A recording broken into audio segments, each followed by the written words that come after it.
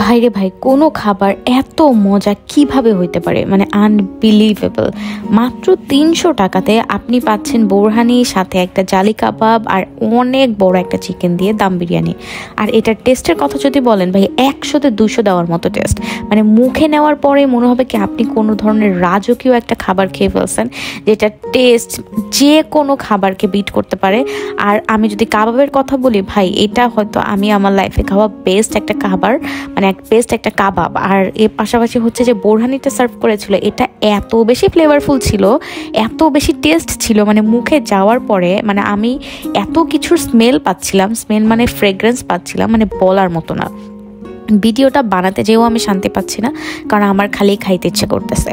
আপনারা যারা মানে কোনো কিছু খাইতে পারতেছেন না, ভাবতেছেন যে কিছু একটা খেয়ে মুখের টেস্টটাকে চেঞ্জ করতে হবে, নির্দ্বিধাতে সুলতান ডাইনে যেয়ে এই বিরিয়ানিটা ভাই ট্রাই করে ফেলেন। আপনি যদি এই বিরিয়ানিটা ট্রাই না করে থাকেন, তাহলে আপনি অনেক বড় কিছু মিস করে ফেলবেন।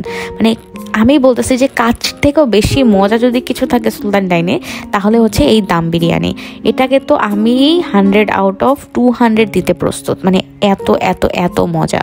আমার কাছে তো ভাই এত টাকা পয়সা থাকে না যে আমি ডেইলি ডেইলি যেয়ে খাবো, কিন্তু ওরা যদি আমাকে ডেইলি ডেইলি খাইতে দিত, কত না জানি মজা হতো। আমি যখনই কোনো ফুড ব্লগিং আপলোড করি, সবাই মনে করে কি আমি হয়তো এটা তাদের থেকে টাকা নিয়ে, তারপর হচ্ছে প্রমোশনের ভিত্তিতে তারা আমাকে পে করে, তারপরে হয়তো আমি এটার ব্লগিং বা রিভিউটা করি। বিশ্বাস করেন, নিজের কামানো টাকা থেকে খাই, সেই খরচা করার টাকা থেকে খেয়ে আমি হচ্ছে রিভিউ দেই। মানে 100-এ 100 রিভিউ আমি দিই। আমি কখনোই ফেক কোনো রিভিউ কিন্তু দেই না। তারপরও মানুষ বলবে কি আচ্ছা আপনাকে নিশ্চয়ই পে করছে, আপনাকে নিশ্চয়ই ওই করছে। কেন? কারণ তারা যখন রেস্টুরেন্টে যায়, তারা যখন খাবার খায়, তারা খাবারের ওই টেস্টটা পায় না। হ্যাঁ, কারণ প্রত্যেক দিন তো সেম রান্না হয় না।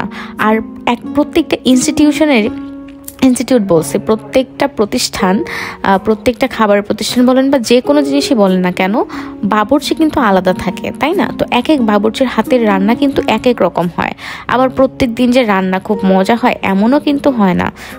খুবই বেসিকভাবে সব ব্রাঞ্চের বা প্রত্যেক দিনের খাবার বা সব দিনের খাবার যে মজা হবে এমনটাও কিন্তু না।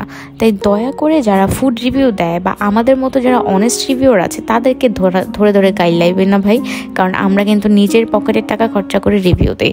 সো সাথে থাকেন। যদি এরকম ভিডিও আরও ভালো লেগে থাকে, তাহলে ইউটিউব চ্যানেলটাকে সাবস্ক্রাইব করে দেন, ফেসবুকটাকে ফলো করে দেন, অ্যান্ড টিকটকের সাথে কানেক্টেড থাকেন, কারণ এরকম ভিডিও আরও অনেক বেশি আসবে। আর আপনাদের খিদে লাগা কেউ আটকাতে পারবে না। So thank you.